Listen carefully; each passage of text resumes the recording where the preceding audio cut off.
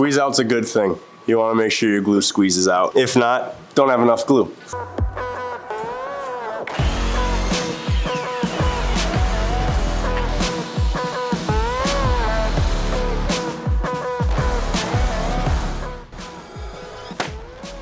Hey everybody, my name is Drew. Welcome back to the shop. And in this video, I'm gonna be giving you a tutorial on how we make shaker style cabinet doors here in the shop. Let's get into it. So all doors consist of three main parts: your stiles that run vertically, your rails that run horizontally, and the panel that sits on the middle. Each rail and stile will have what we call a stick. Some of you can call it a groove. And the rails will also have a stick, but have a cope at the end as well. This cope is cut to 7/16 of an inch deep, and it will fit flush inside of that stick, giving it a seamless look. For this specific door, what we are going to do is have our rails and stiles cut to 3 inches wide by 3/4 inches thick. And to figure out how big we need the doors to get all the cuts measured out, we can flip to our box. So we need to build 2 doors for this box, and this box's width is 35 3/4 of an inch. The height of this box is 24 inches high. So for the stiles of the door is easy. We make it to the height of the box. So our stiles are gonna be 24 inches. The rails, however, are a little bit trickier. We need to first figure out how wide we need these doors to be. And when we're making 2 doors for a cabinet, we have an 1/8 inch gap in the middle, and we're going to have these doors sit off a 1/16 of an inch on each side.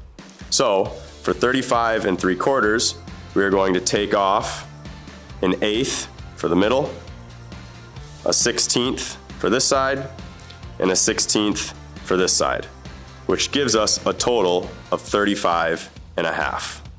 We then take that 35.5 and we divide it by 2, which gives us a total of 17 3/4 for the width of each door. However, we're not gonna cut the rails to 17 3/4 because 17 3/4 plus 3 inches is gonna be 6 inches too big. So if our total width is gonna be 17 3/4, we need to then figure out what to make our rails, because that's what's gonna give us the total width once we add in the stiles. So each stile is 3 inches wide. So 3 inches on each side will be taken off of the total 17 3/4. So we're currently sitting at 11 3/4. However, we're not gonna cut our rails to 11 3/4 because there's also a cope on the ends that sits at 7/16. So 7/16 plus 7/16 is 7/8. So 11 3/4 plus 7/8 is 12 5/8. So now for our cut list. Because we have 2 doors, we're gonna have 4 stiles and 4 rails. So 4S and 4R. The thickness of all of our rails and stiles is 3 inches. Because our stiles are cut to the same length as our box, that sits at 24 inches. And our rails, we did the math to find that, was 12 5/8. So now we're gonna go ahead, get all of these cut to size, and then take them to the shapers. All right, so for the first 2 steps, we are going to take our rough maple and we're gonna cut it a little bit oversized so that we can have everything jointed and planed down to the pieces that we need. Now you can skip these first 2 steps if you purchase S4S, which means all 4 sides of a board are surfaced. However, my boards come as they're milled at the site, and that's because I have all the tools here to do it, so it's cheaper for me just to do it that way. So for the stiles, because I need them cut at 24 inches, I'm actually gonna cut this at 26.5. That gives me plenty of wiggle room when it comes to cutting the sizes. Because this is just over 7 inches thick, we're gonna need 2 of these to equal our 4 pieces. And for our rails, they were 12 5/8, so let's go ahead and cut these at 14. All right, let's take them to the joiner.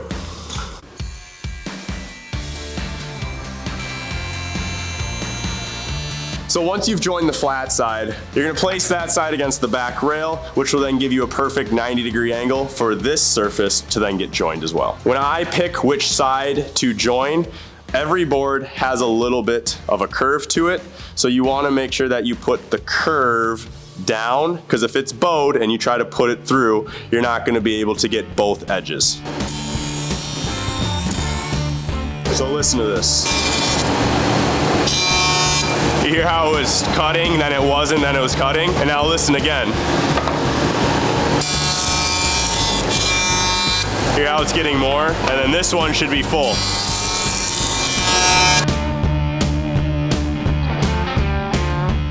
So now, like I said, if you were to already have these surfaced, you could just go right to this part. And now that we have two surfaces, or S2S, we're gonna take the side that was joined, run it against our table saw fence, and give ourselves the 3 inches of width for all our rails and stiles.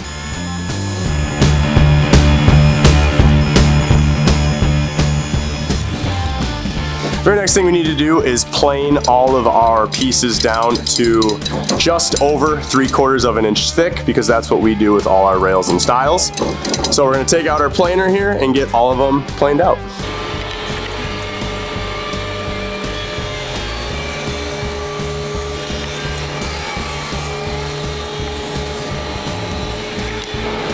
The creme de la creme.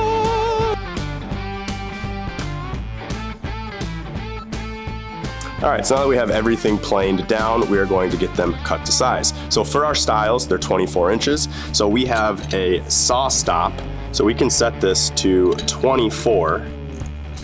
And then when we run our piece through, it just makes it quicker so we don't have to measure. But we always like to double check to make sure that it's actually 24. So we have a bunch of these test sticks, as you can tell, they're well used. We're gonna go ahead, line it up where we have it, turn on our saw. We're about a 64th of an inch off, which is pretty close, but I'm gonna go ahead and make it just a little bit bigger so it's perfect, and then get these ones cut.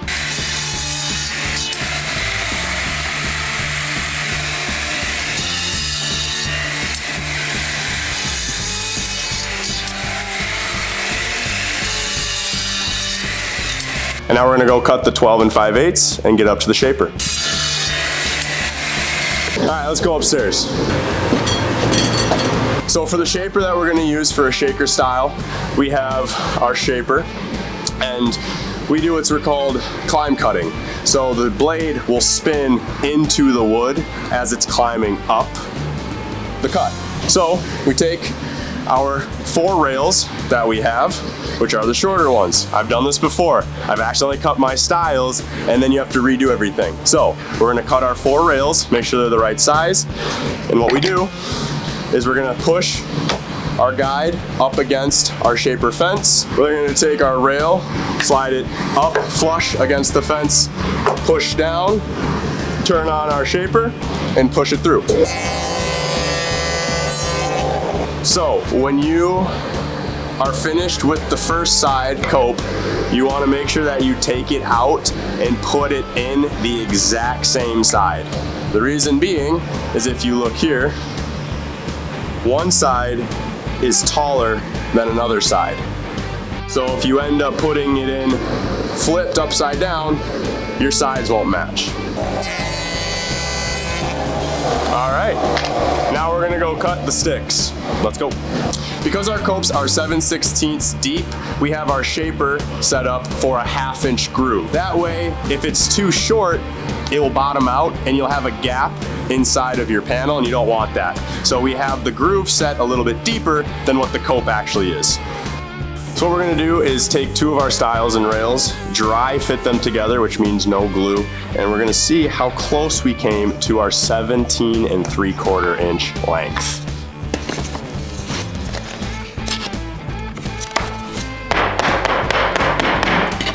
All right, should we see how close we were? I'd say that's pretty close.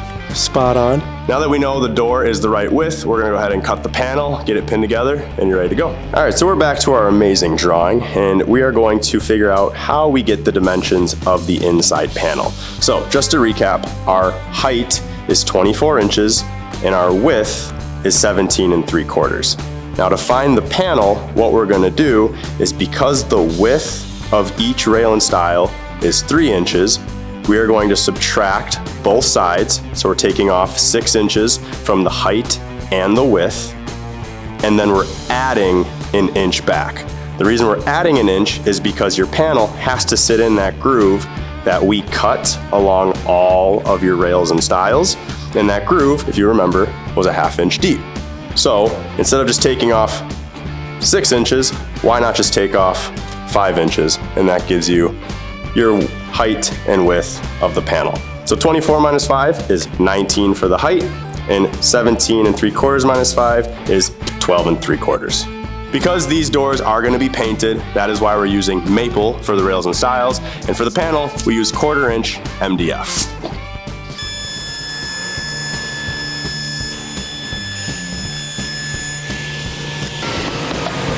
We're gonna go ahead and try to dry fit one more time, make sure our panel fits. If it fits nicely, we're gonna go ahead and glue all the edges, pin it together, and call it a day.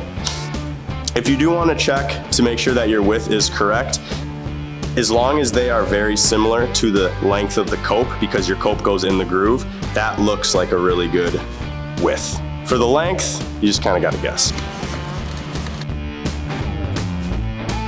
Dry fits nicely, so let's go ahead, take it apart, pin it together. Now, as you can tell, we have one that's labeled doors. It's our 18 gauge headless nailer. And so we're gonna go ahead and put nails wherever there is a cope to hold it together, as well as glue in all the joints. And then we actually pin the panel to the rails and stiles so that it doesn't rattle. And I'll show you what I mean here in a second.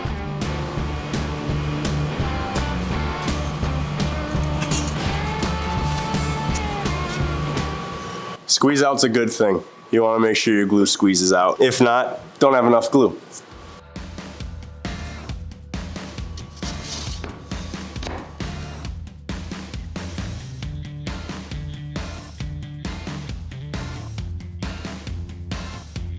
There is a back side to our panels and a front side. The back side has a smaller dip than the front side, and we want the back side facing up when we clamp them together.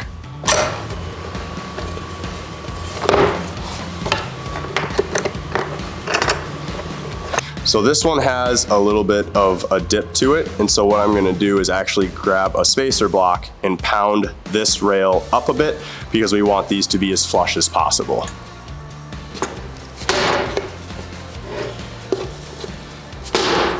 Last thing we need to do is, you don't want your door, while it's gluing, to be warped in any way, whether it's right to left or forward and back. So if you have a gap where your pipe clamp and your door meet, that means it's being clamped at a bow, and you don't want that. So the way we fix it is pretty simple. Make sure everything is clamped together. Put a flat board down so you're not destroying your board, and tapping it down on all edges.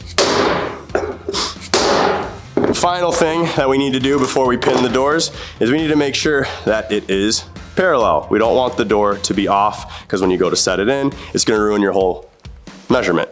So the way we check this is we go from corner to corner, and if your measurements are the same, so this one is 29 13/16, and this one is 29 13/16. So you know that it is perfectly plumb. It's up and down. Plumb means up and down for those of you who don't know. So if you wanna come at me in the comments, do it. But plumb is up and down. Level is horizontal. So if you wanna make sure that your door is straight, then you wanna make sure that all the corners line up. Now, if your door was a little bit long, let's say this was 30 inches, and this one was 20 inches, which is drastic, that means it is tilted longer this way than it is this way. So the way you get it back is by moving the clamps shorter here and longer here, which will pull it back into the right spot. We can do a video on that later, because there's a lot of math that goes into that. But as long as your corners are the same, you're good to go.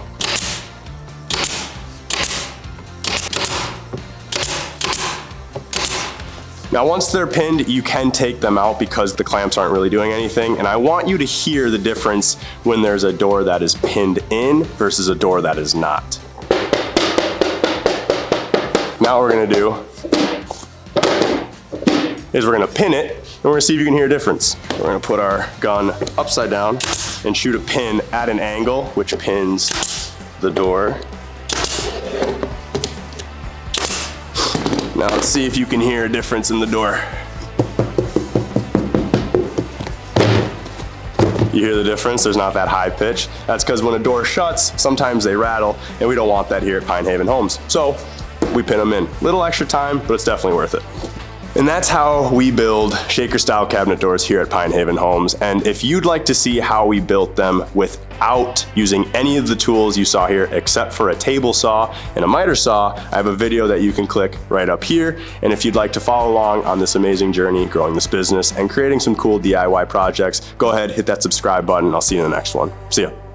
And for those of you wondering, yes, we sand these down before we paint them. So don't forget to sand everything before you're done.